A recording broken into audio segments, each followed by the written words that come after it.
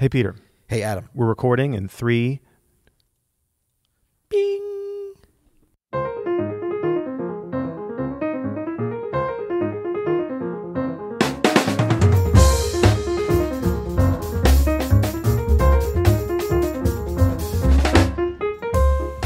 I'm Adam Maness. And I'm Peter Martin. And you're listening to a recording of the You'll Hear It podcast. Is this Daily Jazz Advice coming at you? Yeah. Is this a record? Aren't they all recorded? You make it sound so special today. I do make We're not it sound... going live. We're going recording today. We tried going live and it was a disaster. Was it? No, I thought it was For fine. me personally, I couldn't do both. I was paying attention to the live stream. I was trying to get questions, and when I look back at those podcasts, or I listen back at those podcasts, I feel like I'm not paying attention to either one at all. You know what I'm saying? What were you just saying? Oh, so frustrating. All right. Well, today we're talking about recording because we got a speak pipe, a voicemail. Speak pipe. From Darren in California. All right. And let's hear it. Okay.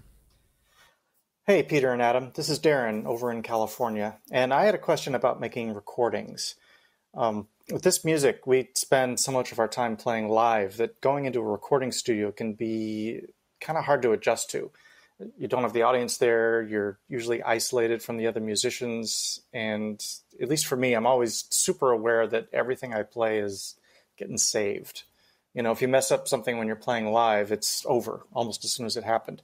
But when you're recording, you're stuck with it. And a wrong turn somewhere could screw up what might have been a really good take for the other players. And all of that just causes me to tense up and kind of not do my best playing. So I'm wondering if you've ever dealt with this, how you've dealt with it, and if you just have any tips on how to make the studio feel a little bit more like the bandstand. Thanks a lot. Well, thanks, Darren. That's a great question. That's a great question, and I think that this probably applies to every jazz musician at some point in their development, and it sometimes comes back to haunt you as well. So it's so tricky. It actually is tricky, and it's a skill that you have to work on a little bit. It is. I remember my very first real recording session in New York at Systems 2, which is a great jazz studio. Yeah.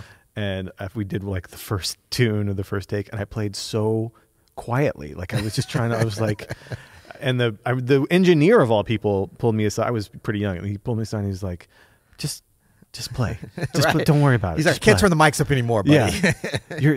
You're not making any sound. Right. You know, and it's because I was like hyper aware, as Darren was saying, and so you do have to learn how to let this go. But there are some practical things I think we could. Yeah, and I think for both about. of us, I mean, for me, I have to go back a while to really remember. For me, You know, because I'm so damn old.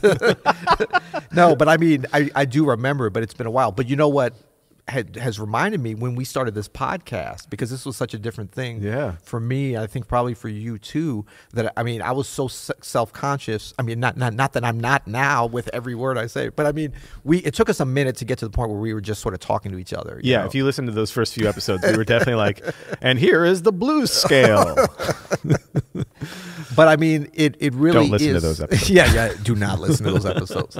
They're loud tones on there that'll mess up your stereo. No, they're fine, but like anything, you know, without experience, and you hear yourself in the headphones talking or whatever, and it's different than playing, and but it reminds exactly right. It reminds me of my first experiences playing, you know, in a big studio or recording. Well, it's like, how do you? I mean, I think that if you think about sort of the goal that you want to have in terms of going to recording, being that you are playing your best in as much of an unconscious way as possible. You're just creating and doing your thing without ever thinking about, I'm in the studio, this is going to be heard, all the things that Darren kind of brought up, this is for life or whatever. Like, how do you get to that point? And I can't say that I've ever done a session even now where it didn't cross my mind a little bit, but the percentage went so low that I don't even when it comes in, I don't worry about it as much. So you don't have to worry about like being totally unconscious and just creating like you would on a gig. But if you can get to like 90%, you're going to be doing really well.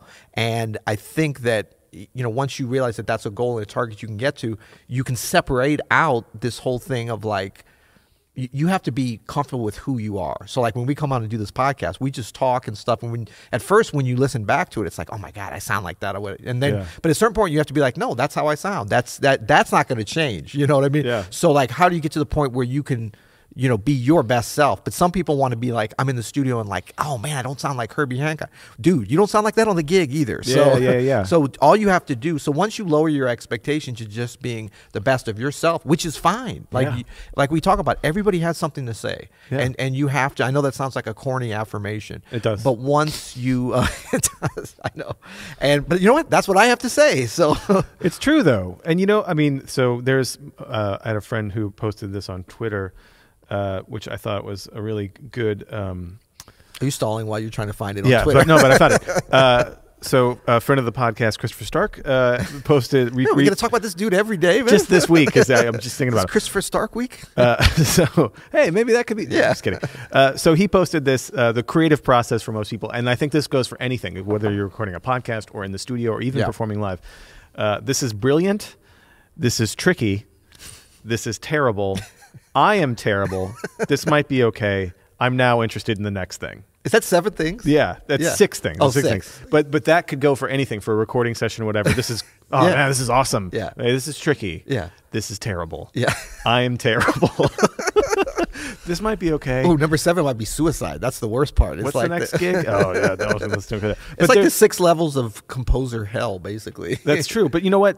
I think this applies. It's funny, but it applies to every project that I've ever done. It's like, you get so excited about it and you get a little nervous because it's harder than it should be. Yeah. And then you're like, this is terrible. And you're like, I'm a fraud, all this stuff, or whatever. But you have to just ignore that voice in your head that's trying to do that to you. You know what I mean? And just trust that, you've put in the right preparation and that you can be yourself. I think for me, man, what really opened this up for me was the ability to, in the studio, connect with the other musicians like I would on the bandstand. And I really try to make an effort to make eye contact, and I really try to make an effort to listen and to communicate with them. That's so creepy, man.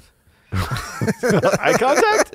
No, I'm just kidding. No, but you know what I mean? Yeah. It's like, if you make a connection with them, make a connection with the engineer, if you really try to be present with the other humans in the room, all the equipment in the room kind of fades away. That's right. And then that also will give you kind of some energy and some connection that can translate. I mean, it's going to translate anyway with great musicians, but if you do get a little bit of that human connection going, and then you also just realize, okay, I'm not, like, the studio can be such an isolating situation. If you think about the bandstand, like, you ever go to a gig and you're nervous or whatever, but then when you get up there and you're all together and you're kind of playing with each other and you kind of get caught up in the energy in the audience. Yeah. And so that can get you into that thing of like, it's in the moment. And like Darren says, it's like, well, I'm just playing in the moment. Nobody's recording it. Although I was just going to mention, there's always people recording now. So, live performance is not like it used to be where it's not being documented as easily. Somebody puts something on Instagram or whatever. Dude, don't I know it? J-Ross TV is everywhere. Exactly.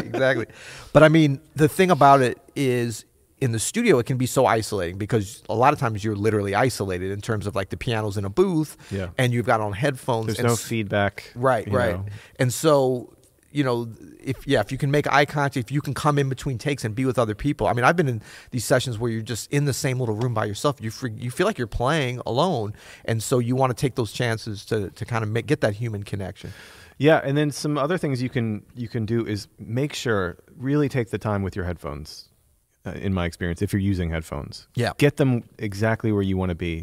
Don't settle so that you're comfortable. That could make or break a session for me. If there's crappy headphones and a crappy mix coming in, that sucks. Exactly. Yeah. Another little thing, like you said about playing really quiet on that first session, for piano, actually this would be for any instrument. So you're not always, but you're generally going to need to hear yourself in the headphones.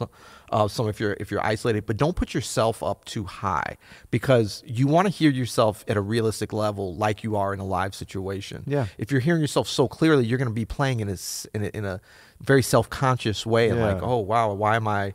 You're going to hear things that you don't normally hear, and that's just not natural. And so I think that, one thing that we both mess around with sometimes is taking one ear off of the headphones and maybe hearing yourself acoustically, and then just kind of using, or if you can do that, you can just turn yourself down totally in the headphones on the recording and just use that for hearing everybody else. But I think sometimes people think, this is a chance to hear myself better. No. If you want to play like you do live and put your best performance, you need to hear yourself like you're used to hearing yourself. That's exactly right. I mean, you don't want to be too low either because you don't want to overplay if you can't hear yourself at all. You know what I mean? And burn yourself out. But yeah, don't put yourself like straight up front, unless you're a singer, and then it's what you want anyway, right? Yeah, exactly. That's what they want. Another thing to do is to practice recording yourself, even if it's just on your phone. Yes. You know what I mean? Yeah, put yourself in that situation. And pretend like you're in, a big time studio. Yeah. Like, I know that sounds silly, yeah, but make believe that you're on the session. Yep. And you're doing it. Every time I hear make believe, I think about the choo-choo train on Mr. Rogers. That's when I first learned to make believe. That's a great documentary. I just watched it the other day. It's awesome. Man, it's awesome. Like I mean, when my parents used to sit me down in front of PBS for 6 hours at a time when I was 4 years old, man, that was my whole childhood pretty much. Yeah, it's great. It's like a creepy grandfather. But I mean, one other thing I remembered Darren saying about tensing up. I think, hopefully all these things are kind of will get you more comfortable, especially you're kind of practicing. That sort of goes along with the visualization thing that we've talked about. And so, like, don't wait until you get into the studio for the first time to actually be there, even if you're kind of mentally putting yourself there. Mm-hmm. But also some of the same techniques we've talked about before to not tense up in any kind of situation. I mean, preparation is always the best one for me. It's like, people are like, do you get nervous? They're like, you probably don't still get nervous. I'm like, yep, every time I'm not prepared for something. If you're not prepared, you're going to be more nervous because you're not prepared. Yeah. And so, but then, kind of visualizing, pretending like you're in the situation. If you get a chance to go to the studio before everybody, or like when the drummer's setting up and just get comfortable on the piano, or if you're a saxophone player with the mic, so that you're already warmed up and kind of ready to go, like the way a distance runner goes the days before and goes on the path and goes through there. And then, like, sometimes people don't want to do that stuff because then, like, I'm going to be more nervous because I'm going to know exactly how weird it is in there. But I think that you're more physically comfortable with your environment, then you can really focus on playing. You know the music better. Look, you're going to be in a situation, but we put a bunch of musicians the other day in a situation where we're just throwing music in front of them. Yeah. And so that's when the big dogs kind of come out and like, okay, I'm cool. I'm going to come up to this. But it's still the same thing. Mm-hmm. You cannot get in that thinking. I don't care how good you are at sight reading of like, oh, I can read anything. You still know that if you'd had that music a week ago and you practiced it every day, you could do it better. Yeah. But you have to be it's not really confident enough. It's just comfortable enough to say, you know what, I'm going to do the best that I can on this. I'm going to breathe. I'm going to take my time. I'm going to try to bring the music out. I'm going to miss a few little notes, but I'm going to make this sound beautiful. And that's good enough. Yeah. Because that's the best I can do anyway. Yeah. And as long as you get paid at the end of the session, you did all right. That's right. We always think, that it's worse than it actually was, because when we listen back, we're listening with a kind of clarity and a knowledge of what we did when we did it that no one is ever going to listen to it. No one's going to listen to it as closely as you're listening to it on the playbacks. Exactly. Yeah, well, that's a great question, Darren. Thanks for that. Yep. It's important, and it can be tricky if you don't do it regularly. So, try to do it regularly too. Yeah. And I love your thing about, remember, you can do it at home and listen back and kind of think about how you feel and treat it like a session. That's great. Yeah. Please send us questions. Please do it through any of the different mediums we have. We've had a barrage of comments on YouTube, so we sort of fell behind and we got a little self-conscious. We're going to address that tomorrow, though. Tomorrow is going to be a big day for us. Dun, dun, dun, dun. We do have a great review. Oh, we do? Yeah. Yes. So I've got it here. You got it there? I have it. Okay. I have it up here. So it's 1, 2, 3, 4, 5, 6, 7, 8, 9, 10, 11, 12 stars they manually put in. But no, I think you're reading that wrong. I look at that as 7 and then 5. Why 7 and 5? That's what we're always asking for. We're always like, give us 7 stars, but if you can't, give us 5. Well, they gave us 12. I look at that and I see 12. You're such a cumulative guy, man. 12 damn stars right in front of me. 7 plus 5 is 12. But we were talking. So I know. But we were talking about our rankings on the iTunes podcast music category. Yeah. And we were right next to some interesting podcasts, and one of them, this guy says, almost as good as the Bump and Grind 90s R&B podcast. Who was one above I us. know. Yeah. That's technically true. Almost as good as the Bump and Grind. You're not going to read the rest of it? And definitely the best podcast for jazz players. Yeah, there we go. By Southfields from the United Kingdom of Great Britain and Northern Ireland. Very specific. Such a fussy way of... That's actually, Apple puts that. I kept thinking that our users were, I was like, wow, they're so specific. Yeah, that's kind of a thing. Well, so cool. Well, thank you, Southfields, for that. The love you're showing us. And you guys, please, when you get a chance, I mean, look, I know it takes you 30 seconds. I don't want to, just because every day we're giving you a new podcast that takes us hours to produce, give us a little I'm sorry, that was kind of aggressive, wasn't it? Not aggressive enough. But when you have 30 seconds in your busy schedules from listening to our podcast, go to wherever you're listening to this podcast or watching it, be it YouTube, Apple Podcasts, Google Podcasts, Stitcher. Yeah. We're rising on Stitcher. We are rising on Spotify, yeah. We're getting some top 100 love on the Spotify podcast. Listen, as long as we just get past bump and grind, that's what I want. Help us, push us past bump and grind. Bump us past bump and grind. That's right. So the idea is, give a 7-star review. Some of the systems are kind of forcing you into a 5-star situation. All of the systems holding the man down, but do what you can. And look, if you want to give us a 1-star review, do that on somewhere else, not on our podcast, buddy. I mean, don't listen all the way to the end of the episode. They'd be like, "This is 1 star." Just you're not going to be listening this far, are you? All right, I'm glad we we asked for reviews today and not tomorrow. Tune in right. tomorrow for a very special episode of the You'll Hear It podcast, and you'll hear it.